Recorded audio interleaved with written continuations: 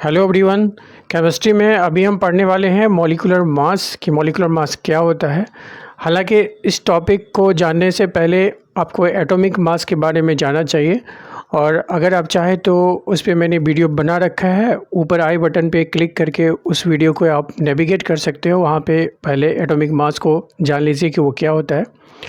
तो चलिए शुरू करते हैं हम मॉलिक्यूलर मास को, कि मॉलिक्यूलर मास का मतलब क्या होता है। जैसे कि इसके नाम से ही क्लियर है कि किसी भी मॉलिक्यूल का मास,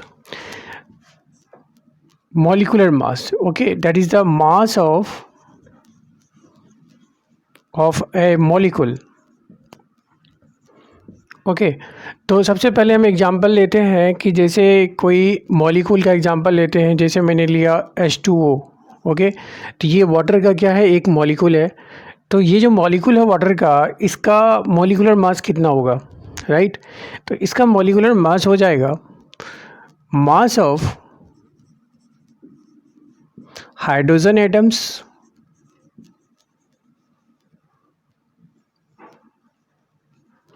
plus mass of oxygen atoms. It means H2O के एक मॉलिक्यूल में, वाटर के एक मॉलिक्यूल में हाइड्रोजन एटम्स जितने भी हैं उस सब का मास प्लस ऑक्सीजन एटम जो भी है उसका मास, अगर इन दोनों मास को हम जोड़ देंगे तो हमें वाटर के एक मॉलिक्यूल का मास निकल जाएगा। कहने का मतलब वाटर का मॉलिक्यूलर मास निकल जाएगा। ओके, देखिए नंबर ऑफ़ हाइड्रोजन एटम्स इसमें कितने हैं, 2 हैं। तो मास ऑफ कितने हाइड्रोजन एटम्स का हो जाएगा, 2 हाइड्रोजन एटम्स हो जाएगा, क्योंकि नंबर ऑफ़ हाइड्रोजन एटम्स कितने हैं H2O में 2 है, और ऑक्सीजन एटम कितने हैं, 1 है। तो कहने का मतलब मास ऑफ ऑक्सीजन एटम, या 1 ऑक्सीजन एटम लिखे, 1 ऑक्सीजन एटम। तो यहाँ से निकल जाता है मास ऑफ 1 हाइड्रोजन एटम, हमें पता है कितना होता है, 1 यूनिफाइड मास होता है, 1 AMU होता है, राइट। एटॉमिक मास यूनिट आपने पढ़ा है पहले, कि जो भी आपके एटम्स हैं और उसके जो एटॉमिक मास यूनिट है वो कितना होता है। जैसे हाइड्रोजन का देखेंगे तो ये 1 U होता है। ओके, तो यहाँ से एक हाइड्रोजन एटम का मास कितना है, 1 यूनिफाइड मास है, U मीन्स यूनिफाइड मास। तो यहाँ से हो गया आपका 2 हाइड्रोजन एटम्स है, तो 2 इंटू 1 हाइड्रोजन एटम का मास 1 U, right, plus mass of 1 oxygen atom. तो 1 ऑक्सीजन एटम है, तो 1 ऑक्सीजन एटम का मास कितना होता है, 16 U होता है। ओके, जो हमने पहले पढ़ा था एटॉमिक मास यूनिट में, तो ऑक्सीजन का मास कितना होता है, 16 U होता है। तो अब इससे आप कैलकुलेट कर लीजिए, 2 इंटू 1 2 U हो गया, plus 16 U equals to 18 U। It means water का जो मॉलिक्यूलर मास है वो हो गया 18 U। ठीक है, मॉलिक्यूलर मास जो होता है that is the total mass of the atoms present in that molecule. Okay, तो इस तरह से वाटर का एटॉमिक मास निकल जाता है। अब अगर हम CO2 मॉलिक्यूल की बात करते हैं तो इसका एटॉमिक मास, इसका मॉलिक्यूलर मास कितना होगा। तो सबसे पहले तो आपको देखना पड़ेगा इसमें नंबर ऑफ़ कार्बन एटम्स कितने हैं। तो ये जो होगा आपका मास ऑफ 1 कार्बन एटम होगा 1 C एटम, प्लस ऑक्सीजन कितने हैं इसमें, 2 हैं, तो mass of 2 oxygen atoms, O atoms, right.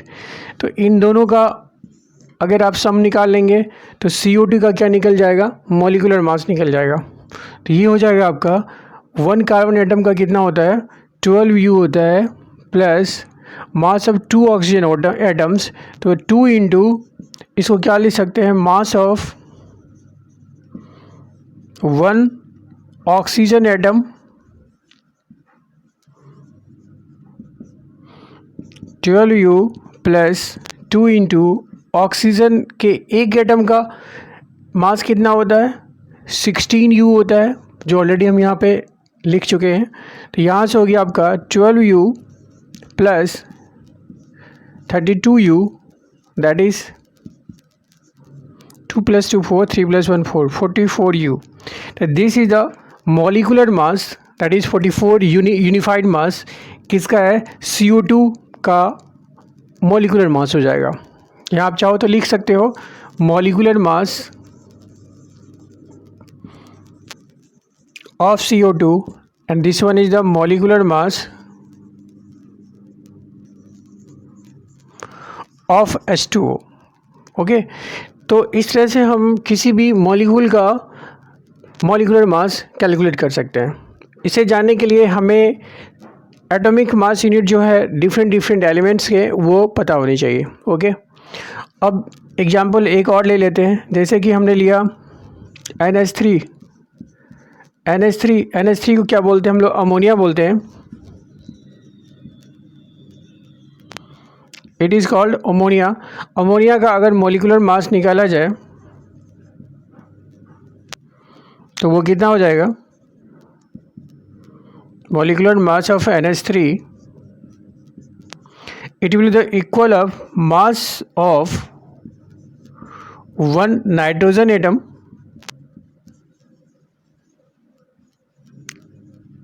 Plus mass of 3 hydrogen atoms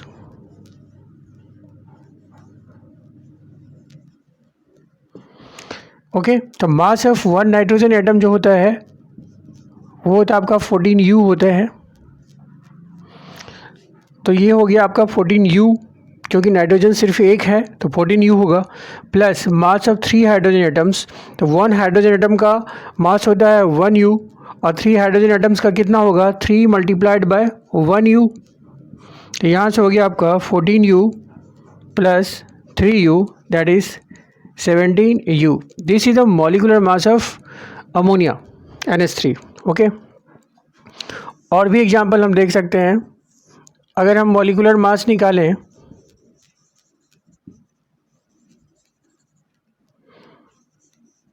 CH4 का लेते हैं। CH4 को हम लोग क्या बोलते हैं, मीथेन गैस है, ये हाइड्रोकार्बन है। ये हम ऑर्गेनिक केमिस्ट्री में पढ़ते हैं। ओके, कि हाइड्रोकार्बन जब हम पढ़ेंगे कि एक compound which is a combination of carbon and hydrogen is known as hydrocarbon. तो मीथेन जो है सो एक हाइड्रोकार्बन है, ये फर्स्ट मेंबर है एल्केन ग्रुप का। ये सारी चीज़ें हम डिटेल में ऑर्गेनिक केमिस्ट्री में पढ़ेंगे। फिलहाल अभी ये एक मॉलिक्यूल है CH4 का और इसका हम मॉलिकुलर मास निकालने जा रहे हैं। तो ये कितना हो जाएगा, कार्बन का मॉलिकुलर मास ऑफ CH4 को कितना लिख सकते हैं, मास ऑफ कितने कार्बन एटम है, 1 carbon atom plus mass of 4 hydrogen atoms, क्योंकि इसमें हाइड्रोजन की संख्या कितनी है, 4 है। तो यहाँ से आप लिख सकते हैं 1 कार्बन एटम का मास कितना होता है, 12U होता है, राइट। 12 यूनिफाइड मास होता है, प्लस कार्बन एटम के 1 कार्बन एटम का मास मैंने लिख दिया 12U plus mass of 4 hydrogen atoms. तो 4 × 1U हो जाएगा, क्योंकि एक हाइड्रोजन एटम का 1U होता है। तो 12U plus 4U that is 16U। 16U is the molecular mass of methane. Okay, चलिए एक टर्म है फार्मूला मास, इसको डिस्कस करते हैं कि ये क्या होता है। जैसे कि कंपाउंड है आपका NaCl, that is sodium chloride, ठीक है। तो इसका अगर हम फार्मूला मास निकालते हैं तो वो कितना हो जाएगा, फार्मूला मास ऑफ NaCl ये हो जाएगा आपका mass of 1 sodium atom plus mass of 1 chlorine atom. ये है बिल्कुल मॉलिकुलर मास की तरह ही, हम वैल्यू को कैलकुलेट भी करेंगे मॉलिकुलर मास की तरह। तो उस तरह से इसकी वैल्यू पहले कैलकुलेट कर लेते हैं हम। तो मास ऑफ 1 सोडियम एटम जो होता है, Na का 23 यूनिफाइड मास होता है। तो ये हो गया आपका 23U plus mass of 1 chlorine atom कितना होता है 35.5U होता है 35.5U। ओके, इन दोनों को अगर हम ऐड कर देते हैं तो कितना हो जाएगा 58.5U। ओके, अब हम NaCl का जो फार्मूला मास निकाले हैं, जो कि अभी जो हमने पहले पढ़ा है दूसरे कंपाउंड्स के, उसका हमने मॉलिक्यूलर मास कहा है। ठीक है, तो मॉलिक्यूलर मास और फार्मूला मास निकालने के प्रोसेस में कोई डिफरेंस नहीं है, क्योंकि वहाँ भी हम क्या करते हैं, जो इंडिविजुअल एटम्स है उसका जो मासेस है, उसका जो एटॉमिक मास है वो ऐड कर देते हैं, फिर हमें आपका मॉलिक्यूलर मास निकल जाता है। तो सिमिलरली इसी तरह फार्मूला मास भी कैलकुलेट करते हैं।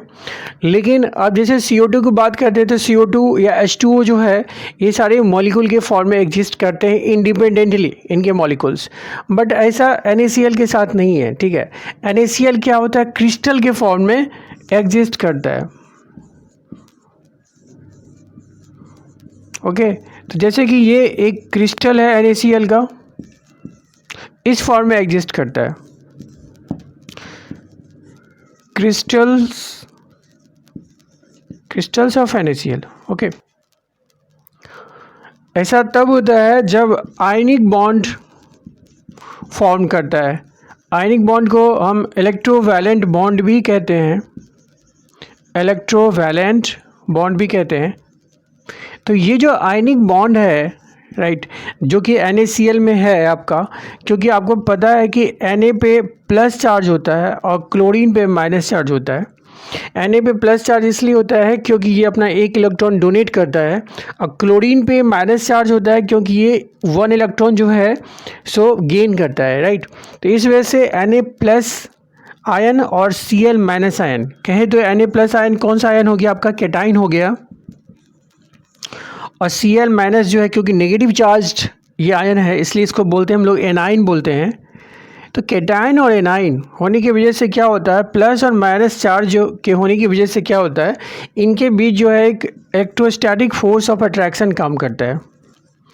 Electrostatic force of attraction which takes place between two opposite charges, right.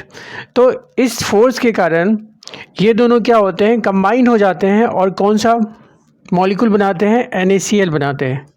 ठीक है, तो NaCl क्या हो जाता है, एक आपका आयनिक इसके बीच बॉन्ड फॉर्मेशन है, इलेक्ट्रोवैलेंट बॉन्ड है, क्योंकि इसमें इलेक्ट्रॉन्स के जो है डोनेशन से बनता है, चार्ज के वजह से बनता है, यूँ कहें कि आयन की फॉर्मेशन की वजह से बनता है, तो इसको आयनिक बॉन्ड भी कहते हैं। तो जहाँ भी आयनिक बॉन्ड बनेगा, लाइक दूसरा एग्जांपल आप ले सकते हैं जैसे MgCl2 मैग्नीशियम क्लोराइड, इस केस में भी क्या होगा, हम फार्मूला मास ही कैलकुलेट करेंगे।